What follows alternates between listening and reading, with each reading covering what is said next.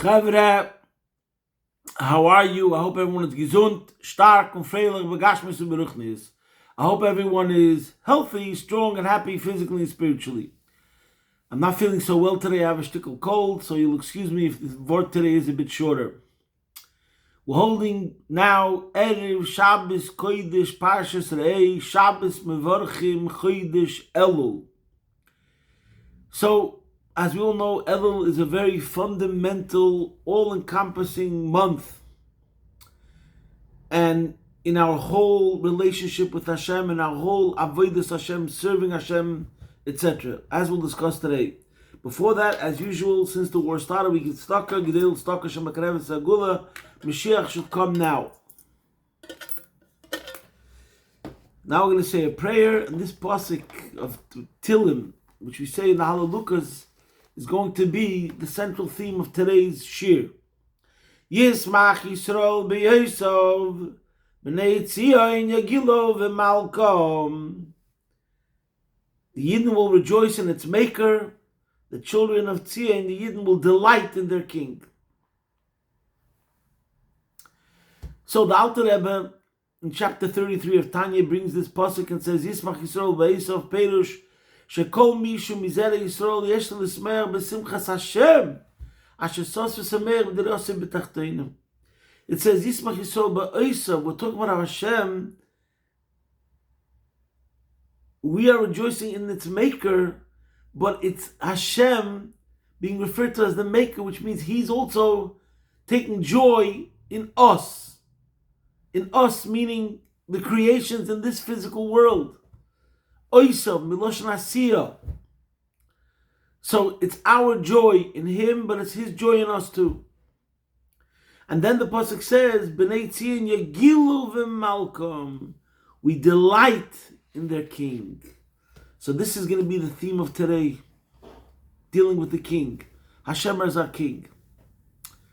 Before we connect it to the parsha, when we speak about Chodesh Elul, it's well known, I don't know when this started, definitely like 150 years ago, maybe longer. There's what's called the Chasidish Elul, the way Elul is celebrated, practiced by Chasidim. And then there's the Musar Dike Elul. There was a movement called the Musar movement. And then there was the Chasidim. So there was a whole different approach when it came to the month of Elul. And it is true till this very day. By the Lithuanian yeshivas, and they actually have sometimes a video with the Mashgiach or the Rosh Hashiva. They make a 1-minute video where the camera zooms into him and then he gives a patch, a bang on the table, on the stender, Elul! He gives a cry out, Elul. And this is the idea that Elul is coming and we have to get very, very serious. A day of judgment is coming. And this is in sync with this two psukim in Amos. One pasuk is HaShofar Be'ir Va'om Lo Yichradu. The sound of the shofar will be throughout the nation and the nation won't be trembling. And also there's a pasuk there that says, Ar Yishog Mila Yero. Yiroi. When the lion roars, is then someone who doesn't have fear? So the approach is, the attitude is, that there's a day of judgment coming, which is Rosh Hashanah, which is known as a day of judgment. And, and now we have to get really, really serious. That's one approach. That's the approach of the Musar movement. As we know from the Alter Rebbe, the Chassidim, this is one of the things from Teres HaChassidus, that through our Rebbe of this generation, the famous parable of the king in the field has become common consciousness and perspective by, it's permeated the entire Jewish world. And that is the analogy of what the Alter Rebbe gives. Why is the month of Elul, even though Rosh Chodesh Elul is Niftachu Shari Shmayim, the gates of heaven are open. So it should be a day of Yontiv. it says the Yud Gimel Midas Arachma, 13 attributes of mercy, are illuminating every single day. What does it mean when it's a Jewish holiday? That means the spiritual forces, the spiritual energies that are being elicited and drawn down into this world. If so, the question is, so why are they mundane days? Yemei Choil. They're not Yom Tovim.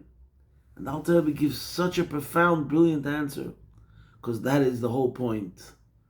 The point is that the king goes out into the field. Excuse me, please. The king goes into the field. There's a king. He's on his way to his palace. And he goes through the field. And he's ready to meet every single person in the field. As the Alter Rebbe says, B'sever ponim yofis, umare ponim sheichis l'kulam. He comes with a smiling face and a happy countenance and with love. And he accepts everybody in their farmer's clothes, in their dungarees, in their muddy, dirty outfit. And the Alter Rebbe says this is the contrast. There's the king when he's in his palace, where you need an appointment, you might have to wait months to be able to get a private audience with the king. And it's not open for everybody. But when the king is in the field, and he's smiling at you with a loving face, he's accessible to all, inviting, welcoming with love. That's the analogy, the parable of the Alter Rebbe. So why is it a weekday? Because that's the point. We want to emphasize, the Eibishter wanted that these days should be days where the person is in the field. Even as you are, the way you are, you're in the field. What's the mandate of us? To go out and greet the king and say, here I am. Ani l'doidi, v'doidi li. That's the famous Rosh Hashanah of the word Elul. I am to my beloved, and my beloved is to me. So the point is that it's a declaration of love. It's a declaration of allegiance. We spoke about it recently. Okay. We'll get back to this more, but first I want to show you the connection to this week's Parsha. In this week's Parsha, at the end of the Parsha, it says, in the Pasuk, Tesvav, Kapitel Tezayin, Shivas Yomim Tochig LaHashem Elikecha B'Mokam Ashivcha Hashem, Kivirecha Hashem Elikecha B'chol Tzvos B'chol Ma'is Yedecha, Ve'oyisoach Someach. This week's Parsha mentions the three regolim, the three Yom Tovim. And he says you should be joyous. And Rashi brings out over here, Vayisa Ach Sameach. Ach means is inclusive, and adds more. What does it mean? Lom de Mikan, our sages learn from here, Le Rabbis Leila Yom Tov Achim, to include the night of the last day of the festival, the night of Shmini Atzeres, Le Simcha, in rejoicing. So over here, since we learn a lesson from everything, you'd think that since it's Rosh Chodesh Elul coming, Shabbat Mevorchim Elul, and the lion is roaring, and the nation is trembling, how does it fit that in this week's Parsha should be talking about joy? And the answer is, not only does it talk about joy, it talks about the climax of the joy. It talks about the ultimate, highest level of joy. The joy of Shmini Atzeres, which is the climax of Tishrei, the coming month, which is connected to Simchas Torah. And why? Because that's the point. Even in Shabbos Mevorchim Elul, before we come to Rosh Chodesh, we should have the right mindset. We should have the right attitude. We should have the right approach towards this whole month. And this is in a Maimer of the Rebbe. I'm going to read you inside from a Hasidic discourse of the Rebbe, where the Rebbe says as following: this is a Maimer Re'eyo Nechi Tovshem Mem Gimel. And the Rebbe shows that usually we say Ani L'Doidi is this month, and we have to make the first move, Ani L'Doidi, and then there's V'Doidi Li. But the Rebbe says that right away from Elul, when we say Ani L'Doidi, I'm to my beloved, we already have in mind V'Doidi Li. We're already visualizing. We're already not imagining, it's not a good word, we're already visualizing the reality of Hashem embracing us and Hashem loving us even more. And this is what the Rebbe says in this Maimon. Listen to these words. Since the month of Elul is not only the conclusion of the previous year, but it's a hachana, it's a preparation to the coming year. So therefore, hine yidua Teiris HaBaal Shem Tov, there's known the Torah of the Baal Shem Tov, the b'makim shemachshavtei shalodam shamu nimtza.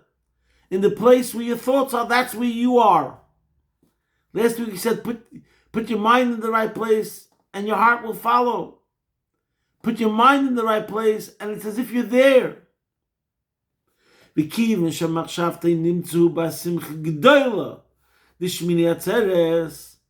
Since in your mind you are already by the joy of Shmini Atzeres, which the joy of Shmini Atzeres is Yilu L'chol Levatcha Vein L'zara Mitoch. It says that the intimacy between Hashem and the Jews is in the holiday of Shmini Atzeres, the highest, the greatest joy. Every day of the Yom Tov of Sukkot, we bring sacrifices representing the 70 nations. And Shmini Atzeres is the Eibishter, the famous analogy. He says, I have one more day where I want to spend with you alone. That's what it means. And there's one carbon representing the Jews, and it's another Malko B'chidoi. It's us and the King alone together. That's it. In other words, the greatest level of intimacy. One-on-one, alone. Okay.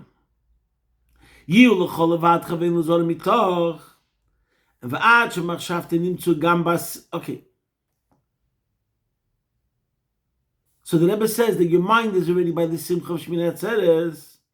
And then he says, already by Rosh Chodesh Elul.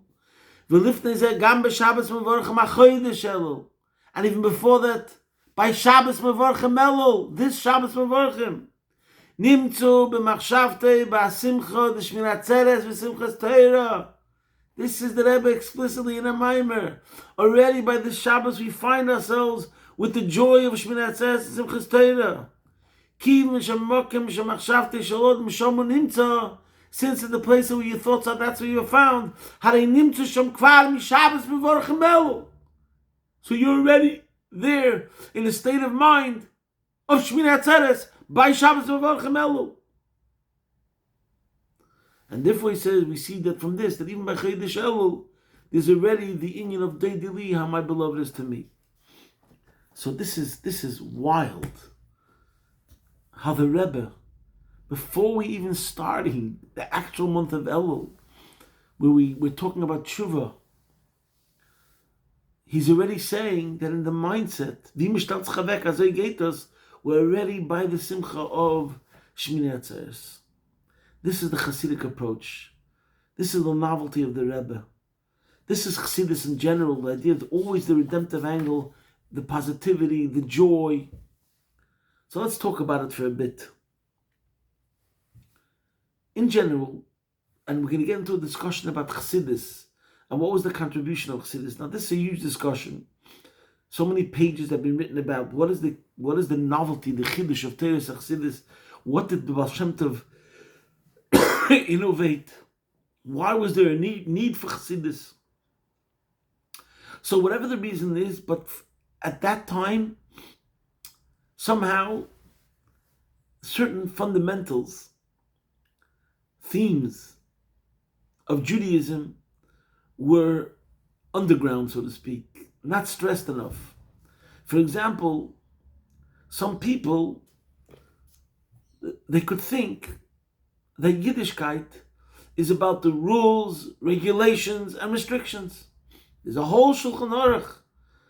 It tells you which shoe you should put on which leg first, and then which shoe to tie first, and so on and so forth. From the cradle to the grave, it covers every single aspect of your life. There's a lot of rules, and it seems like it doesn't end, etc., etc. The entire Shulchan Aruch. But that's one way to look at Judaism. It's a bunch of rules. And then it's all about the relationship. Of course we have to keep the rules. Just like in a marriage, if you don't have the couple being faithful to each other, it's not a marriage. That's the rules. But what happens if someone's going to ask you, what's marriage about? The couple remaining faithful? No. Marriage is about an atmosphere of ava v'achva sholim v'reyush. Gila, rina, ditza v'chedva. There's certain borders, there's certain boundaries, there's certain framework. When in that framework, the love flourishes, you have to be faithful to each other. Now it's similar to Yiddishkeit. The rules and the regulations and the restrictions bring out the true beauty of what a Yid is and fosters and enhances our intimacy and our closeness with the Eibishter. But if a person stresses that Yiddishkeit is about the rules and regulations and restrictions, and they're missing the point of the relationship, so then it could veer off the path. And then the relationship that you have with Hashem could feel as a burden. Oya brach. The Rebbe once spoke about how this saying of Oise Schwerz is eine Yid. There's a song and there's an expression, Oise Schwerz is eine Yid. It's very difficult to be a Jew. The Rebbe was against that attitude completely. You have to look at the fact that you're a Jew as Ashreinu Matev Chalkeinu Umanoim Garaleinu. He spoke about it in context of Meida Ani Lefanecha, which we say every morning. We say Bechem LaRabba. It's the greatest kindness that the Eibishter chose us and brought us close to Him. And that's why, by the way, in another Sikha, the Rebbe talks about Ani L'Deidi V'Deidi Li, because that encapsulates the whole idea. Ani L'Deidi, I am to my beloved, V'Deidi Li. So the emphasis is on the Deidi. Everything else is explanation. The main point is to remember that thing, the relationship.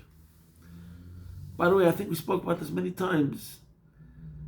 Rashi, in the beginning of Shir Hashirim, Kol HaSvorim Kodesh, or B'Sefer Zeh is Koche Koche. All the Svarim are holy, but Shir Hashirim is the holiest of holies. Why? Because if you have a couple, and you say they do things together, they go shopping together, they go hiking together, they play Scrabble together, they learn Torah together, they daven together, whatever it is. So those are manifestations of the love. But what's the main thing? The love. So too, this is what Rashi means. The Sefer Shir Hashirim, that is a whole Sefer that talks about the love between Hashem and Yidden. That's really the heart of it all. That's why it's Koche Koche. All the rest of the Svarim is Kodesh.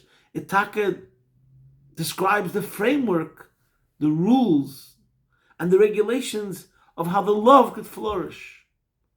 Like, for example, because they love each other, they'll go shopping together, they'll learn Torah together, whatever the story is.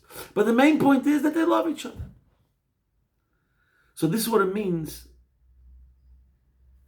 At the beginning, and the emphasis, before we even start, we have to start with the right attitude.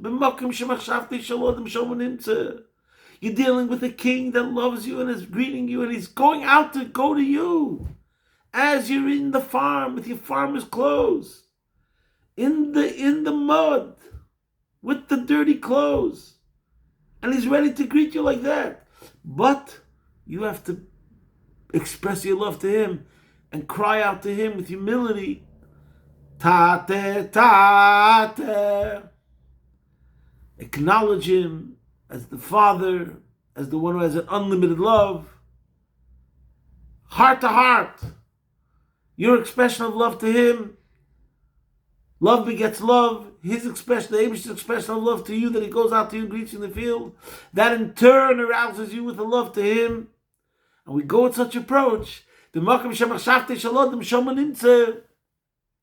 already thinking about the joy of Shmini Atzeres. As Rashi brings down in this week's Parsha, and the Rebbe, that Maimer says that from Shabbos Mevorchim, we're already thinking about this joy of Shmini Atzeres.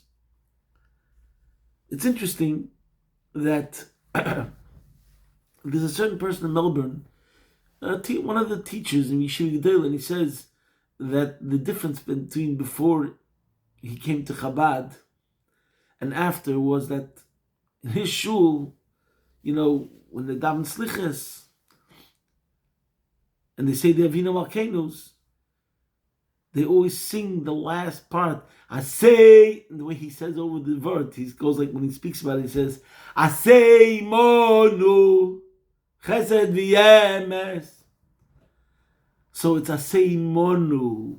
We're worried about the court case. We're worried that the court case, the judgment, should work out good.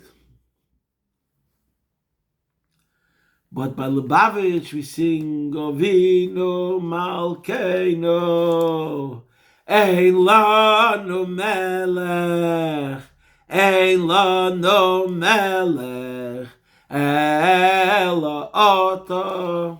So the emphasis is on Melech, that we're thinking that we have a Melech. We're happy that we have a Melech. We know that the Melech loves us. We feel infinite gratitude that the Melech chose us to be part of his team, and that we can be on the team, and that we could serve him.